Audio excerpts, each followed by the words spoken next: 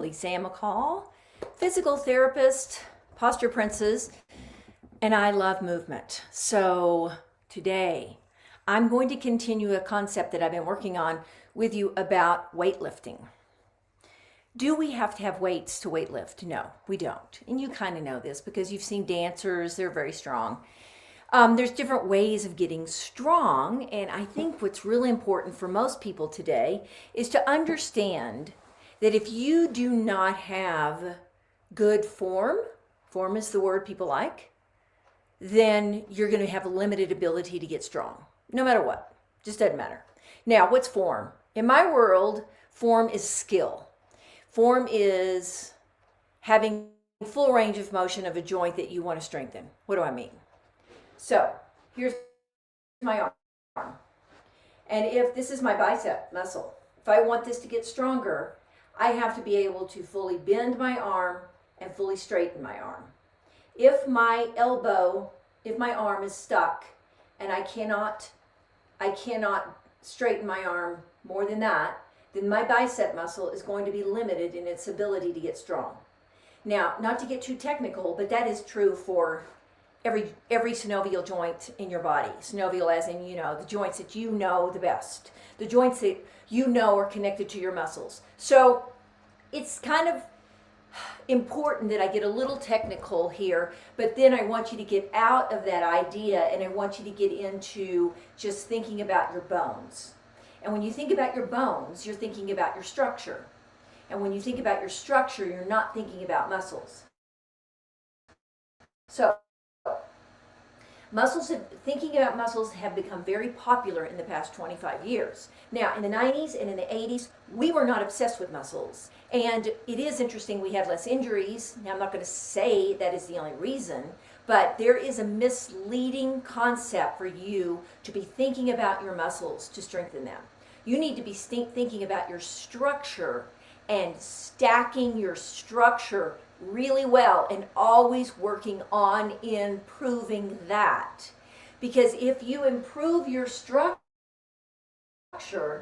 you're automatically improving your strength. So for instance, if I'm slumped over like this is an exaggeration, but it's not as big as exaggeration as you may think for some people. Maybe you're just kind of a stand around person like this. You talk and your hips are forward a little. This right here is compromising your structure.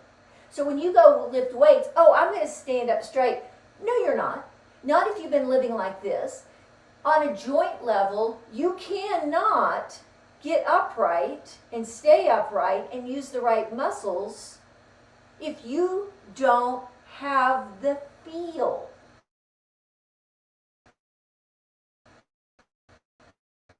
And it's a feel. Comfortable feel.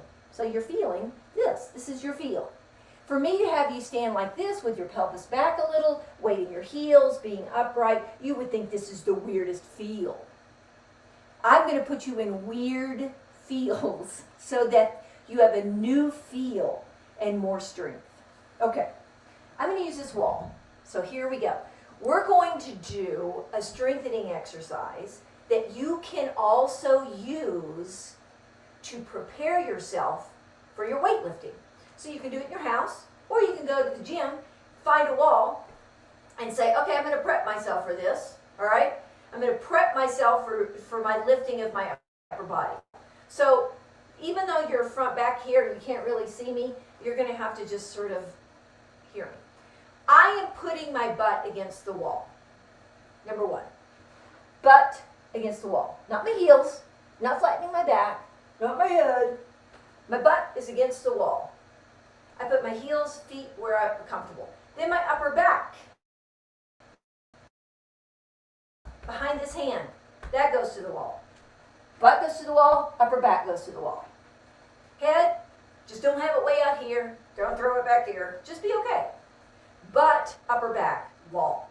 Okay? Touching the wall. Hands open down here. Now, most people want to put their arms out here because it's comfortable to put them there or put them here. You're going to open your palms and put the hand on the wall if possible. Now, if you'll notice, this is just a structural thing I have. I have what's called a carrying angle. My elbow is bent. It's just always been that way. I was born that way. A lot of people have a straighter, it'll be straighter from here down. That's just genetically how I am. I have less of a carrying angle than I used to, but that's just who I am. So anyway, straighten your arms as best you can and put your hand against the wall. Right there, there's a possibility you're going to feel a stretch in your shoulders. There is a possibility you're going to feel stretch. If you feel stretch, that's great. That means I am changing the way your structure is used to moving. And you're strengthening. You have to have muscles to put your body in this position. Then I'm going to begin to come up. Notice my thumb is up. My hands are not down. My hands are up. No? Yes. Okay. Then I keep going up. I don't want my shoulders to rise up. I want to keep my shoulders down. And I'm only going to go to here. So this is what I'm going to do. If my head goes to the wall, that's fine, but I'm not going to force it.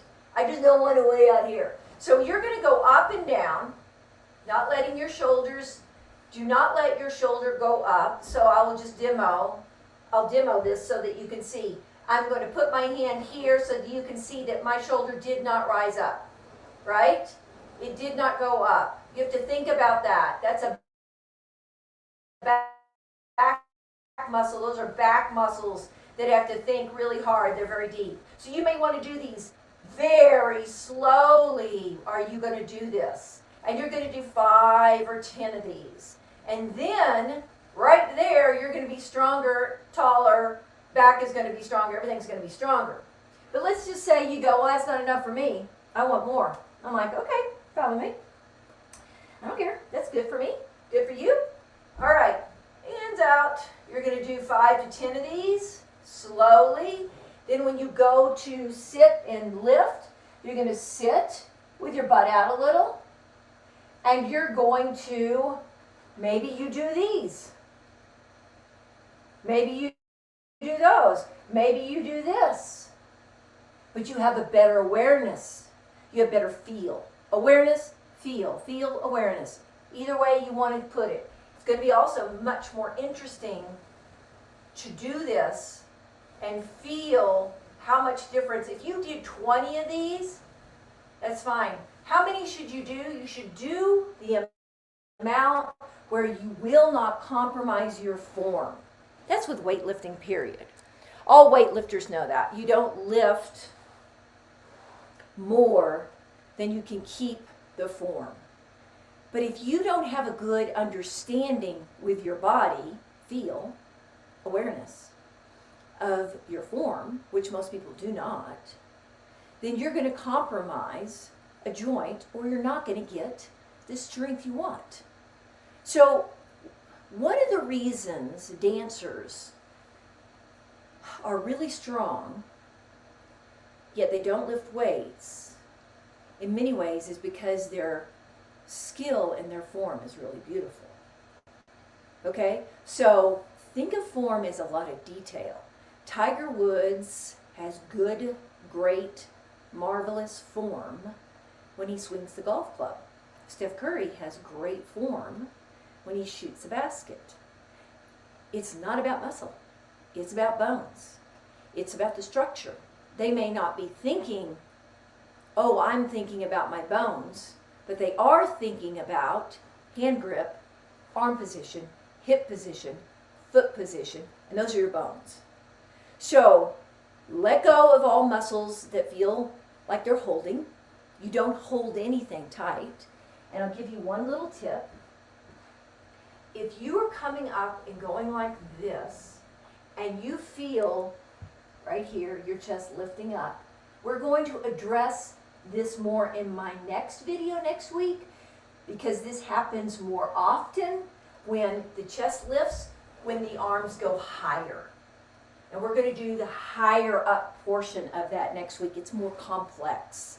So please right now, if you will, do this with me. Go to a wall or a door. Put your butt on it. Put your upper back on it. Put your hands out. And that may be all you can do right there. And just keep your head, comfortably back. And then bring your arms out and bring your arms down. And do the best you can with that. If your hand won't hit the wall, that's okay too.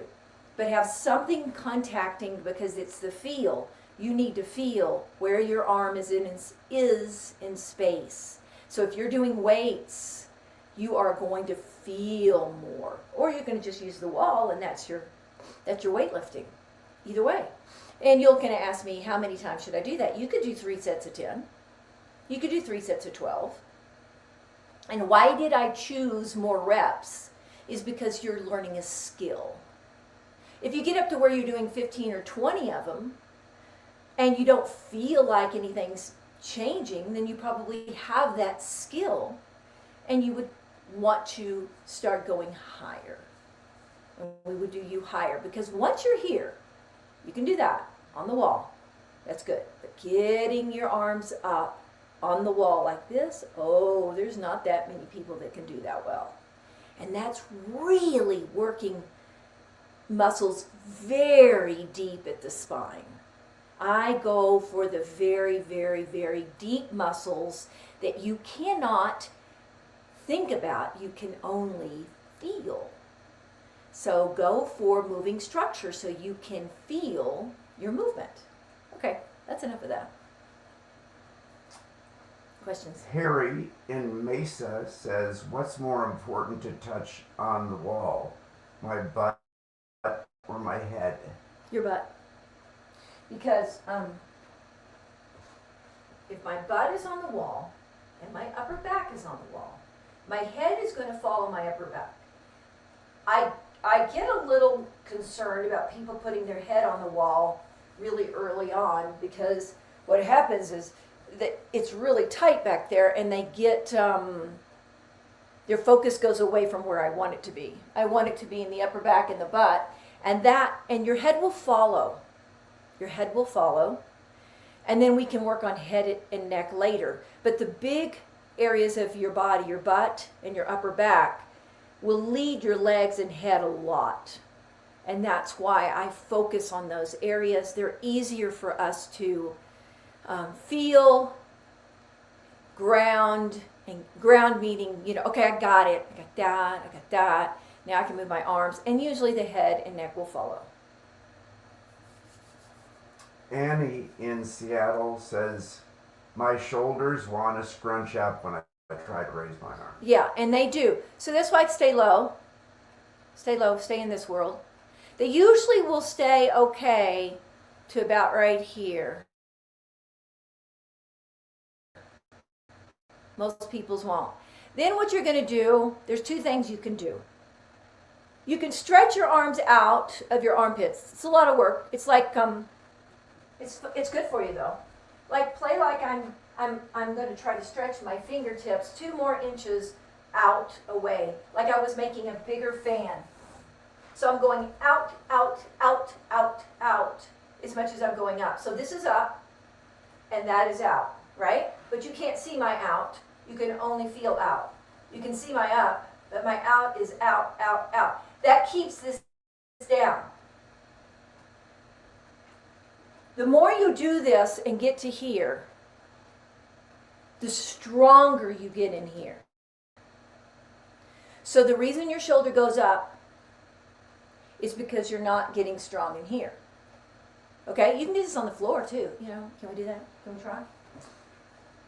I'm going to play with this a little, see if I can do this. So if I lie on the floor, is it working? Kind of. And Yes. I do this. I can do this on my bed or on the floor. I'm doing my right arm. I can do this, and maybe it's a little easier. Okay? I'm going to do this, and the reason the floor is better because gravity is eliminated. You can sometimes pull or stretch out better. Stretch out better. And you can practice that. And you can put one hand on the shoulder. Like let's play like I'm lying on the floor and I'm going to put this hand on this shoulder and I'm going to go out like that and I'm going to push down. I'm pressing down to help that shoulder understand it's designed to do that. I'm on the floor or on my bed. The same thing here.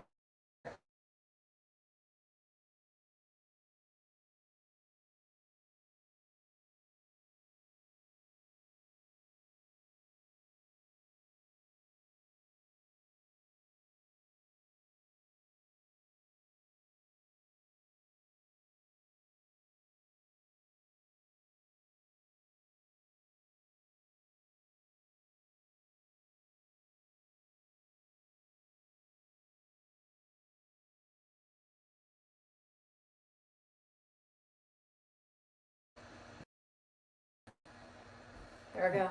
My back.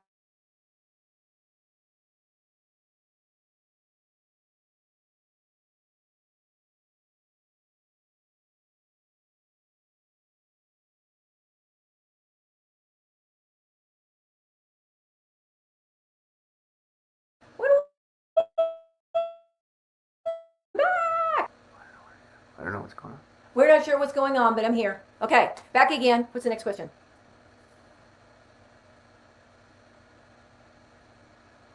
So remember, What shoulders down. weightlifting will be helped the most by this exercise? Okay, back again. The weightlifting that's going to help you the most, I think it's going to really be your upper body, because I'm going to assume you're going to sit down when you do this. Like, let me have that stool, may I? So what I'm going to do is I'm going to show you a little bit of upper body. You could do this with, your squat machine. It's fine, your butt's back. But let's just assume we're going to take the legs out of the picture. You're sitting, and then you're going to be doing something where you're doing a lat pull down, or you're doing pull downs. You're pulling back. You're leaning back. You're pulling back. You got these. You're going to bring your arms down. Shoulders are going to go down. It's going to probably be more of an upper body help, because the lower body isn't as confusing as the upper body. And I really think that if we can get our upper body more upright and intelligent, as in feel, everything else goes easy. Okay? So you will notice, I don't even really think I need to tell you. You practice this, and then you take that idea into whatever you decide to do. Notice when I pull down, my shoulders go down. My shoulders go down. You've got to wake up these muscles in here. By doing this on the wall, you've got to wake up your upper back. Otherwise, you're going to overtax your shoulders. And they're going to be pulling and pushing like that. So yeah, I'd say upper body, yeah. Let's see here. This is from Dee Dee in Spokane.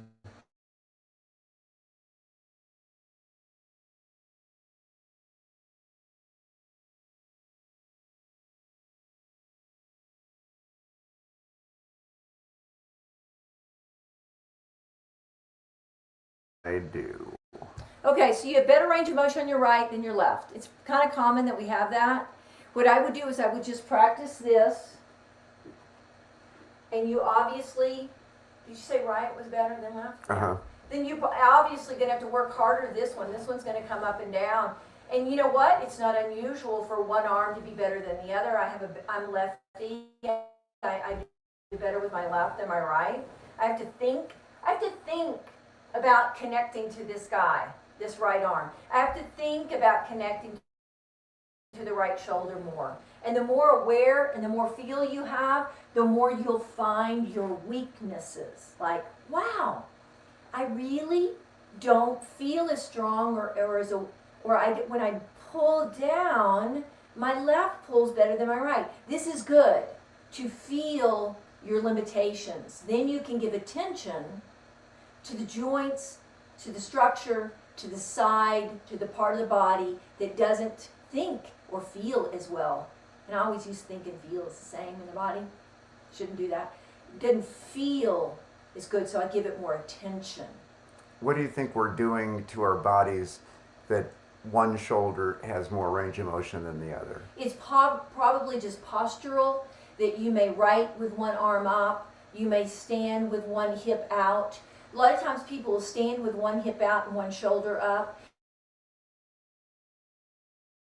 Maybe you carry something on your one shoulder more. There's these habitual patterns learners have that I just know them by heart now because I've done this so long. And we have the way we move and the way we don't move, and it's not complicated. It's like the same patterns I see in people all the time, and I just help them undo.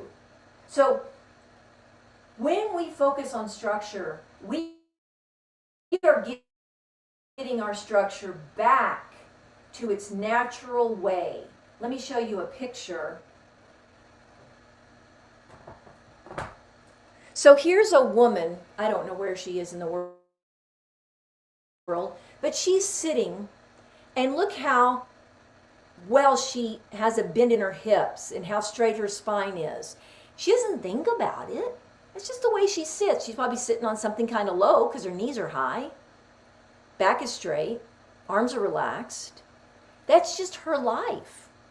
Your life is not like that. So her ability to move well has a lot to do with her environment.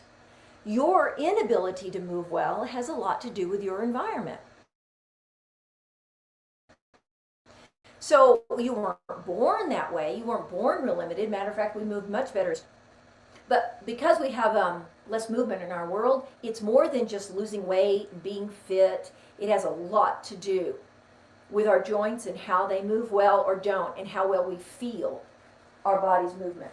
So I'm bringing you back to a natural movement. I'm helping you undo patterns by doing new patterns.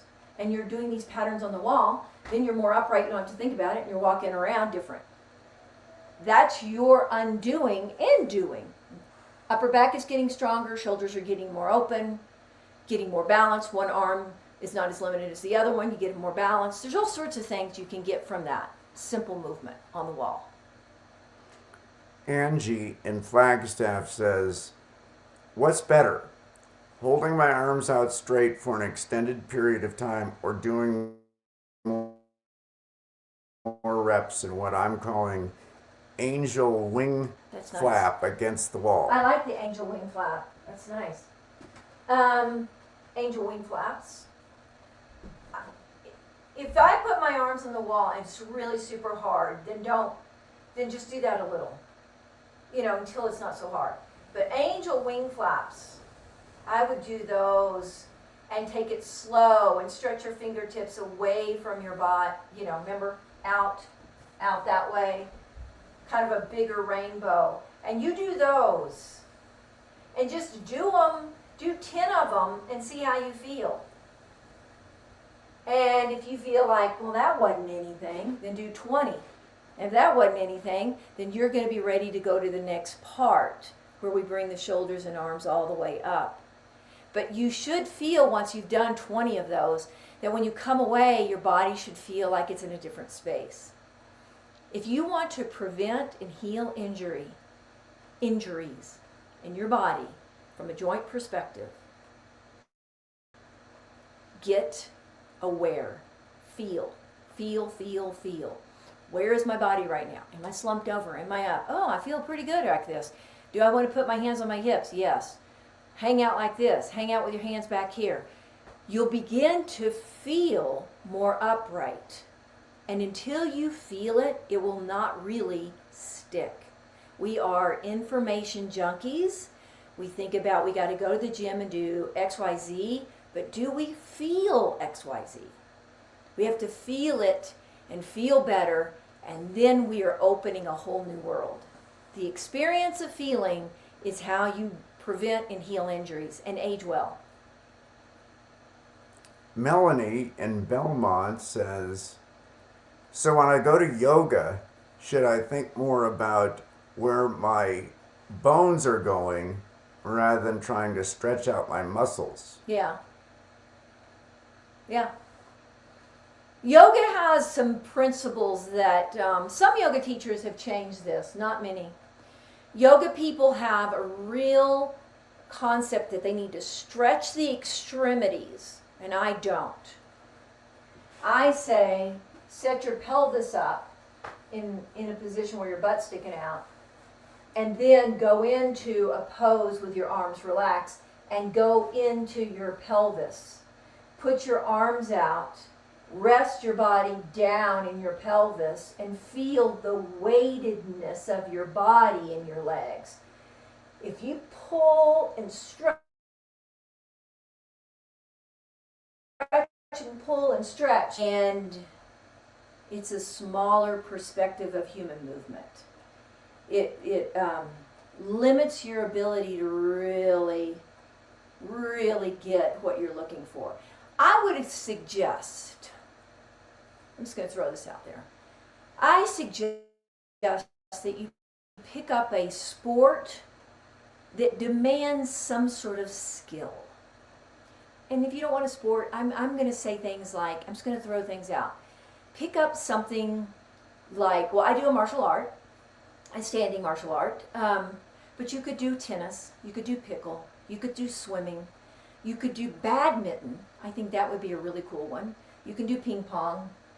You can do soccer. Pickleball. I said pickle, didn't I? I said pickle and tennis. You can do basketball. But my point is, pick something you want to do that you really enjoy, and pick something that demands you to have better skills, hand-eye coordination or movements that demand you to feel your body. I kind of think badminton is going to be something that people are going to get into because it's doable. You know, put it up in your backyard and you can be hitting and moving and you're really focused on that. And that is a feel. That's focused on feel versus going and getting on your Peloton and watching somebody entertain you while you spin away. Now, that's not a bad thing. You need to be sitting on your bike well, but it is entertaining you and not helping you feel. And there are benefits, obviously there are benefits, but to really feel your body and move your body in a feel situation where you're gaining skill, why don't you just add that into what you're doing? If you're into the Peloton, that's your thing, whatever, okay, but add something that brings in a demand for coordination. Indy in Page says, so my head shouldn't be touching the wall. It can, yeah, it's fine. I get really sensitive about getting into this because sometimes it really bothers people's neck. But let's say you've got your upper back and your butt on the wall. And then if it's not a whole lot of work, go ahead and put your head on the wall. Just make sure when you do it, you don't do this, that your head goes back and your nose stays down. It's not a bad thing. It's just not my main focus today. But if you like to put the head on the wall and it feels right, then do it. Then do it. It's a good thing as long as your nose is down. But it isn't the center or the central theme I'm having, and I don't want to overload you. So butt, upper back, hands, and then if my head goes to the wall, sweet. It's great. It's great. Just don't overload yourself. Arnie in Scottsdale says, so when I pick up free weights and swing them up like you do against the wall, my shoulders immediately tighten. Should I lighten the weights? Mm-hmm. I'd lighten the weights. Lighten the weights so that you can, if you're doing, I'm just going to make an assumption you're doing something where you're doing like this, because that's what you said. You want form to override everything. So I could take any weightlifter that I know, 99% of them, and I could change their form and they'd have to drop their weight. It maybe hurt their ego, but it sure make their posture and make their awareness, increase their awareness, because that's what I've been doing for 30 years is joint awareness, is postural awareness, it's movement awareness. So the more picky you are on the form, you know, like you drop that weight and you tell those shoulder blades to go down, you will appreciate the fact that you feel more and you're doing a better job. Yeah, drop some weight. Kathy in Beaverton says, will this exercise help my bicep curls? Sure. You can do bicep curls because, well, I say that. I don't know you, but if you're doing them like this and you're scrunched over like that versus here, every single movement has meaning. So let's talk about your bicep curls. All right. When I go to the grocery store and I'm carrying a big bag here, I'm doing a bicep curl. But I want a bicep curl that has meaning. What does that mean? My shoulder is right here, in line with my spine. I don't do this. I don't do this. So what good is a bicep curl if it's not connected to my whole body and I can't use it? You know? I'm going to use a bicep curl that's connected to my back, right? I'm not going to do a bicep curl that's going to be doing this. What use is a bicep curl if I'm not connecting it to the rest of my body? And I want to see how can I use it in my life. That's the biggest thing. I think that's the kicker of everything I do, is how does this connect to my life? Well, that's how you connect a bicep curl to your life. Your groceries. I think, I'll speak for everybody. I think that anybody who's doing a bicep curl, I know when I do it, I never think that my bicep is connected to my back. And it's connected to your back. Or why would you even take the time? Why would you even take the time to get your bicep curls any good unless you want it to help you do something? So I am so pragmatic and practical. If I'm going to lift weights, which I don't because I do Kung Fu instead, I'm going to do things that are going to I'm going to see how it overlays into the rest of my life. So we'll do a video on how to carry groceries and carry luggage around one day. But that's my bicep curl right there. Not here. Out here. My back is connected. And matter of fact, look at this. Is this connecting to this? Yeah. It's connecting to this. So why don't, you know what you could do? You could go over to the wall. Who was this that asked this? This was Kathy in Beaverton. So Kathy in Beaverton, what if you went over and did these, and then you get your bicep weights and you do this? Or you do this. You do this. And then what happens is you go to the grocery store and you pick up and boom, it's your life. It's all making a big connection. Ooh, ooh, ooh. I like it. Last but not least, Mary in St. Paul, Minnesota says, I think I've permanently messed up my shoulder tightness by talking on my cell phone. Yeah, I probably have. So get earbuds. Earbuds. Earbuds. Then you could be with your earbuds and then you can go, somebody's talking to you and you can be doing this. Earbuds. Okay, next week we're going to go from here to here. Woo! That'll be good. Yeah, man. Have a good week. So share, I don't know, something else, but you can email me at mccallmethod.com if you have questions, comments, ideas. That's what I'm there for. See you later, alligator.